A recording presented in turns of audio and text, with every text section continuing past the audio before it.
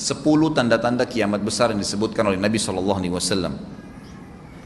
Kata beliau, amblasnya bumi di belahan timur yang pertama, terjadi gempa besar.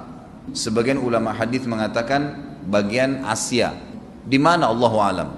Tapi ini tanda-tanda kiamat besar akan terjadi nanti. Kemudian terjadi lagi longsor bumi di belahan barat. Sisi barat bumi kita tahu wilayah Afrika dan seterusnya. Kemudian amblasnya bumi di Jazirah Arab. Ini yang dimaksud dengan amblasnya bumi, artinya longsor yang besar, yang sulit lagi untuk ditimbun, udah nggak bisa ditimbun, nggak bisa diperbaikin. Kalau di situ ada kota, ada kampung, pasti hancur udah. 3 sekaligus terjadi longsor di 3 titik yang berbeda dan secara waktu atau dalam waktu yang bersamaan. Ini sudah selangsung 3 tanda-tanda kiamat. Jadi pada saat terjadi di timur itu tanda-tanda kiamat besar 1, terjadi di barat tanda-tanda kiamat besar 2, terjadi di Jazirah Arab tanda-tanda kiamat besar 3. Kemudian di dalam hadis ini disebutkan secara beracak. Nanti sebentar setelah saya terjemahkan hadis ini saya akan sebutkan urutannya. Lalu kata Nabi SAW, kabut yang menutupi bumi ini. Kemudian ada Dajjal, jadi kabut itu dihitung dalam hadis ini yang keempat. Dajjal yang kelima. Kemudian yang keenam binatang melata. Nanti akan saya jelaskan juga apa yang dimaksud dengan binatang melata. Yang ketujuh keluarnya Ya'juj Ma'juj. Ini juga akan kita jelaskan nanti. Kemudian yang kedelapan matahari terbit dari tempat terbenamnya. Yang kesembilan keluarnya api dari perut kota Aden yang menghalau manusia. Sulit, manusia tidak bisa melalui Jazirah Arab. Kemudian yang ke-10 turunnya Isa putra Maryam. Turunnya Isa putra Maryam. Tentu saya katakan tadi hadis ini disebutkan dan disepakati oleh para ulama sifatnya teracak. Karena cukup banyak dalil-dalil yang lain yang mengurut kejadian ini. Urutan yang pertama dari 10 ini adalah keluarnya Dajjal. Ini urutan pertama. Dajjal, jemaah sekalian, adalah diambil dari kata-kata Dajjalah yang berarti kekacauan.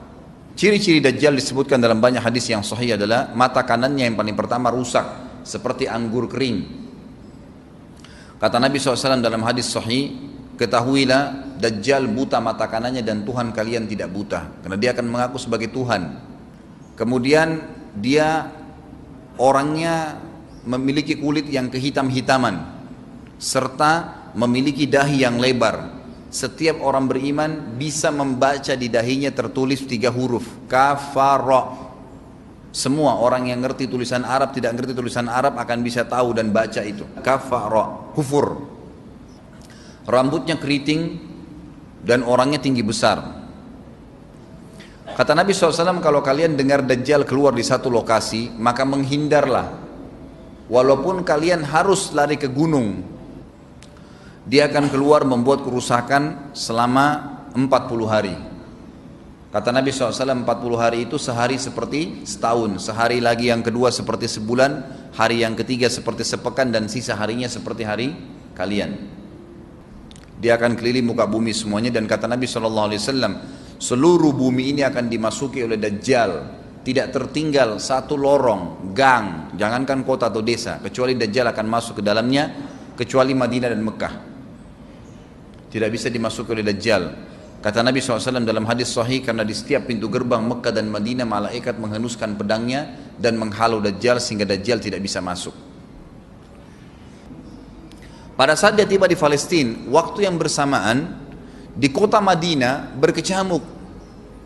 Kaum muslimin sepakat semua keluar untuk mengejar Dajjal dan membunuhnya.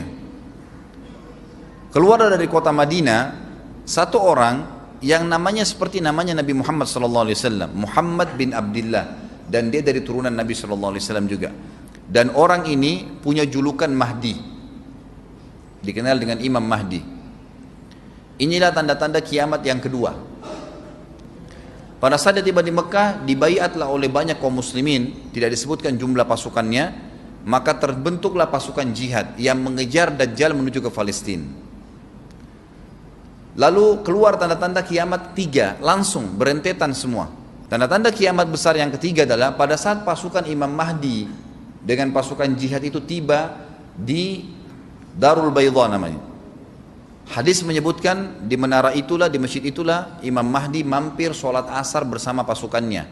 Dikatakan Isa alaihissalam akan turun sambil memegang kedua sayapnya malaikat, dan dari rambutnya yang basah meneteskan air. Maka dia pun turun, lalu kemudian dia masuk, dan orang-orang pada saat itu mengenalnya kalau dia adalah Isa, dan mereka sudah tahu ini masanya keluarnya Dajjal, ini Mahdi sudah ada, mereka tahu akan turun Isa, sudah ada informasi seperti saya sampaikan ke Bapak Ibu sekarang. Itu muslimin di zaman itu sudah tahu semua. Sholatlah mereka, kemudian mereka menuju ke Palestina. Ringkas cerita adalah Nabi Isa alaihissalam akhirnya tiba dengan pasukan mujahidin di depan pintu gerbang Babulut. Dajjal mengatakan, bukakan pintu gerbang, mereka tidak akan mampu melawan kita karena pasukannya mereka banyak memang. Maka Dajjal dengan sombongnya menunggu di depan pintu gerbang. Pada saat dibuka, Dajjal kaget melihat ada Isa alaihissalam. Dan pada saat itu kata Nabi SAW, Dajjal faham kalau sudah tiba ajalnya. Begitu melihat Isa alaihissalam, dia lari dan badannya sambil meleleh di depan para pengikutnya. Pada saat Dajjal mati, pengikutnya pada ketakutan semua. Mereka anggap Dajjal Tuhan, mereka anggap Dajjal orang yang perkasa lah, orang yang kebal lah, beragam macam kelebihan. Mereka kaget pada saat mati, maka bertebaranlah mereka dan akhirnya mereka sembunyi di bawah pohon dan di atas batu. Kemudian batu dan pohon akan memberikan penjelasan, hai muslim ini Yahudi, bunuhlah. Maka dibunuhlah pada saat itu mereka. Lalu Nabi Isa alaihissalam memimpin di muka bumi, dan kata Nabi SAW, pada saat itu Islam, agama Islam yang dibawa oleh Nabi SAW akan masuk ke semua rumah di muka bumi, gak tersisa. Satu dunia ini semuanya Islam. Hadis sahih. Maka Nabi Isa alaihissalam memimpin pada saat itu, disebutkan dalam hadis 40 tahun dengan ketenangan, menerapkan hukum Islam. Semuanya beriman kepada Allah subhanahu wa ta'ala dan menjadi muslim. Setelah itu keluar tanda-tanda hari kiamat besar yang keempat, yaitu keluarnya Ya'juj dan Ma'juj. Nabi SAW sebutkan ciri-ciri mereka. Mata mereka sobekannya kecil sehingga mata mereka kelihatan seperti sipit, tapi bola matanya besar. Mereka memiliki rambut yang keriting, dan mereka memiliki poster yang umumnya seperti poster manusia. Ada hadis yang berbunyi mereka akan mendatangi sebuah sungai, kalau tidak salah namanya sungai Tibria, airnya banyak mengalir. Kata Nabi SAW, mereka semua minum air sungai itu, dan yang terakhir dari mereka datang sudah nggak dapat air. Artinya air sungainya habis diminum. Bayangin berapa banyak jumlahnya itu. Pada saat itu Nabi SAW mengatakan, Allah berfirman kepada Isa, berkata, wahai Isa, aku akan mengeluarkan hamba-hambaku yang tidak ada seorang pun dari kalian bisa mengalahkannya, termasuk Isa alaihissalam, nggak bisa mengalahkan. Maka selamatkanlah dirimu bersama dengan pengikut-pengikutmu ke gunung Tur namanya. Jadi memang Ya'juj ini ciri khasnya, kata Nabi SAW, mereka memakan apa saja. Jadi bukan seperti manusia normalnya. Mereka membunuh semua yang bukan seperti mereka. Sampai-sampai kata Nabi SAW, tidak ada yang bisa mengalahkan mereka, dan jumlah mereka sangat banyak. Salah seorang di antara mereka tahu dia akan mati kalau sudah punya 1000 anak. Kata Nabi SAW dalam hadis Bukhari, kecelakaanlah bagi orang-orang yang ada di Jazirah Arab. Kemungkinan besar makna ini adalah tempat mereka dekat dengan Jazirah Arab. Kata Nabi SAW, kecelakaan bagi orang-orang yang Jazirah Arab karena telah terbuka dari lubangnya Ya'juj Ma'juj sebesar ini. Udah kasih isyarat dengan jari ibu jari sama jari tengahnya. Artinya mereka sudah bisa melihat keluar. Pada saat mereka keluar, maka mereka akan mulai membuat kerusakan. Kata Nabi SAW di dalam hadis sahih riwayat Imam Bukhari, bahwasanya Ya'juj Ma'juj akan membunuh siapapun yang mereka temui. Bahkan pada saat mereka sudah merasa menguasai bumi, mereka melepaskan anak-anak panah mereka ke langit. Lalu Allah menurunkan anak-anak panah mereka sebagai fitnah dipenuhi dengan darah. Maka mereka berkata, kami telah membunuh semua yang ada di bumi dan semua yang ada di langit. Kata Nabi SAW, Allah lalu mengizinkan Isa untuk berdoa kepada Allah agar memusnahkan mereka. Maka Isa alaihissalam pun akhirnya berdoa, meminta kepada Allah subhanahu wa ta'ala agar mereka semua dimusnahkan. Maka pada saat itu pun Allah subhanahu wa ta'ala menurunkan kepada mereka hama. Sebagian hadis menyebutkan serangga kecil seperti cacing, banyak sekali yang menimpa tubuh-tubuh mereka. Setiap orang satu. Dan itu membuat mereka mati. Kemudian setelah itu Isa alaihissalam memimpin lagi di muka bumi sampai beliau meninggal. Setelah Isa alaihissalam meninggal, kembali lagi sebagian besar manusia berbuat kekufuran. Maka Allah subhanahu wa ta'ala keluarkan tanda-tanda kiamat besar yang kelima. Yang kelima ini adalah keluarnya hewan atau binatang melata. Binatang melata ini disebutkan dalam hadis yang sahih riwayat Bukhari, bahwasanya Allah SWT akan keluarkan, tapi tidak disebutkan dari bumi mana dia keluar. Dia akan keluar hewan melata yang bisa berbicara seperti manusia dan badannya dipenuhi dengan bulu. Allahu a'lam bagaimana.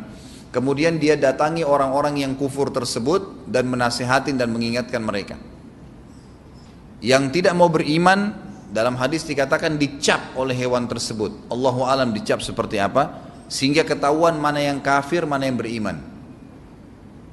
Terus dia keliling di muka bumi tapi tidak disebutkan berapa lama. Lalu kemudian Allah lenyapkan si dabbah ini. Kemudian datang tanda-tanda kiamat yang ke-6. Tanda-tanda kiamat yang ke-6, 6, 7, 8. Itu berentetan semua. Longsor besar di timur, di barat dan di jazirah Arab. Ini tanda-tanda kiamat terjadi serentak. Sudah 8. Kemudian terjadi yang ke-9, keluarnya api dari negeri atau dari kota Aden. Kota Aden ini di Yaman ya. Tentu hadis menjelaskan tentang masalah api yang keluar ini, artinya api bukan main-main, ini bukan kebakaran sebuah masjid atau sebuah bangunan 10 tingkat. Api ini bisa menghalau manusia untuk jalan karena panasnya. Sebagian riwayat menjelaskan api tersebut akan berdiri seperti gunung yang besar dan dari seluruh pelosok dunia bisa kelihatan. Kita bisa bayangkan bagaimana itu. Yang akhirnya akan menggiring atau menghalangi orang-orang untuk jalan, susah. Sebagian ulama hadis mengatakan mereka nggak bisa jalan, tidak bisa ada penerbangan, tidak bisa ada orang jalan karena panasnya bumi ini dari api tersebut. Dan itu memang kemungkinan besar akan keluar satu waktu, Allahu a'lam kapan. Dan yang terakhir tanda-tanda kiamat sebelum ditiup sangkakala adalah terbitnya matahari dari tempat terbenamnya. Dan ini sudah terakhir sekali. Makanya kata Nabi SAW, taubat akan diterima sebelum matahari terbit dari tempat terbenamnya. Artinya selama yang lain itu masih ada, masih bisa taubat. Kalau sudah itu, sudah sulit. Ini tanda-tanda kiamat. Sebagian ulama memasukkan tanda-tanda hari kiamat kecil, ada yang masukkan tanda-tanda kiamat besar. Ada dua hal.